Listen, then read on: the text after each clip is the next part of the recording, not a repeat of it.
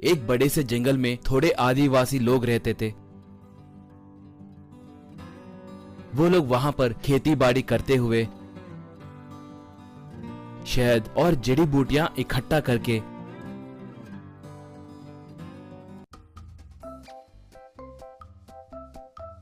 उन्हें गांव में लाकर वहां पर बेचकर पैसे कमाते रहते थे। उन्हें मताधिकार नहीं रहने के कारण बहुत परेशानियों का सामना करना पड़ता था। बुखार आया तो खुद इलाज करते थे।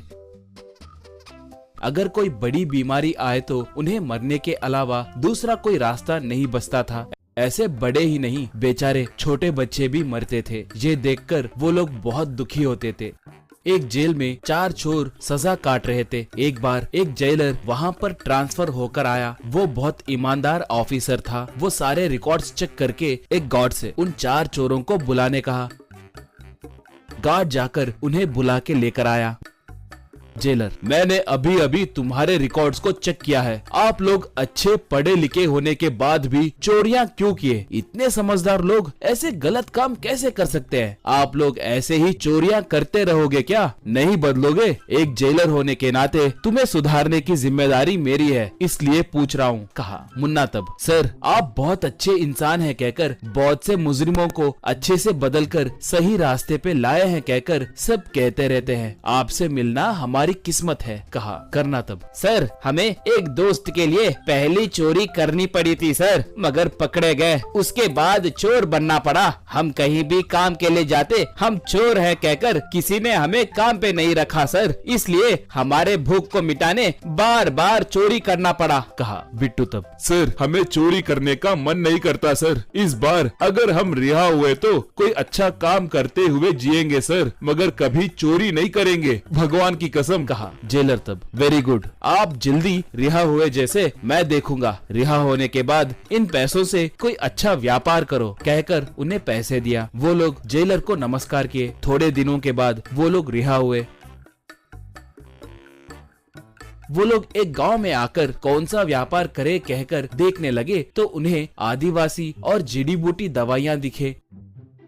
वो लोग वहां पर जाकर उनसे बात किए। वो आदिवासी उन्हें अपने दुख और सुख के बारे में बताए। कन्ना तब, श्रीमान अगर आपको ऐतराजी ना हो तो एक बार हमें आपके कबीले को ले जाएंगे क्या, कहकर पूछा। वो लोग मान गए। ऐसे वो लोग उन्हें लेकर कबीले को जाकर वहां पर उनके नायक से उन्हें परिचय करवाए। कन्ना अपने बारे में उन्हें सब कुछ बताकर, श्रीमान हम इस जंगल में आपकी मदद से एक रेस्टोरेंट खोलेंगे। यहाँ पर पर्यटक ज्यादा आते रहते हैं, उनके वजह से हमारा व्यापार अच्छे से चलेगा। उसके बदले हम आपको पैसे भी देंगे, कहा। नायक तब, पहले कैसी मदद चाहिए वो बोलिए, अगर हमें अच्छा लगा तो मना नहीं करेंगे, कहा। कन्ना तब, श्रीमान यहाँ पर इस नहर के बगल में हमें छोटे छोटे झोपड़ियाँ बनाकर दीजिए और उसके साथ साथ हमें थोड़े कुर्सी और मेज भी बनाकर दीजिए। उन्हें उस पानी में रखकर यहाँ पर आए लोगों को वहाँ पर खाए जैसे इंतजाम करेंगे, क्योंकि उस पानी में पैरों में मौजूद डेड स्किन को खाने वाले मछलियाँ हैं। उन लोगों के रहने के लिए उन झोपड़ियों का उपयोग करेंगे। उनका पूछा आहार आपको हमें बनाकर देना होगा। ये सब करने के लिए हम आपको पैसे भी देंगे। व्यापार अच्छे से बढ़ा तो आपके देने वाले पैसे बढ़ाने के साथ साथ यहाँ पर एक छोटा अस्पताल बनवाकर एक स्कूल भी बनवाएंगे, हमारा यकीन कीजिए, कहा।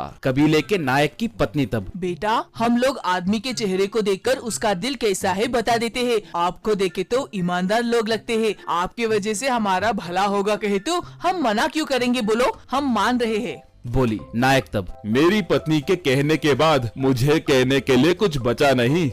मैं भी मान रहा हूँ, कहा। ये सुनकर कबीले वाले हे हे कहकर खुशी से पुकारने लगे। ऐसे उस पानी के पास रिवर रेस्टोरेंट के साथ साथ झोपड़ियाँ भी तैयार हुए। चारों एक अच्छा दिन देखकर उस जेलर से रिबन कटिंग करवाकर रेस्टोरेंट को शुरू किए। धीरे धीरे टूरिस्ट वहां पर आना शुरू किए। मुन्ना वाले टेबल के पास बैठे ग्राहकों के पास से ऑर्डर्स लेकर आदिवासियों से खाना बनवाकर उन्हें ग्राहकों को देने लगे। मछलियां पैरों में मौजूद डेड स्किन को खाने लगे तो वो टूरिस्ट बहुत थ्रिल फील हो रहे थे। ऐसे वहां पर धीरे धीरे व्यापार अच्छे से होने लगा था। मुन्ना आदिवासी के नायक को पैसे दे रहा था। अब धीरे धीरे देने वाले पैसे बढ़ाने लगा। मुन्ना अपने वादे के मुताबिक वहां पर एक अस्पताल, एक स्कूल भी बनवाया। उनके किए मदद के लिए आदिवासी लोग चारों की बहुत प्रशंसा किए।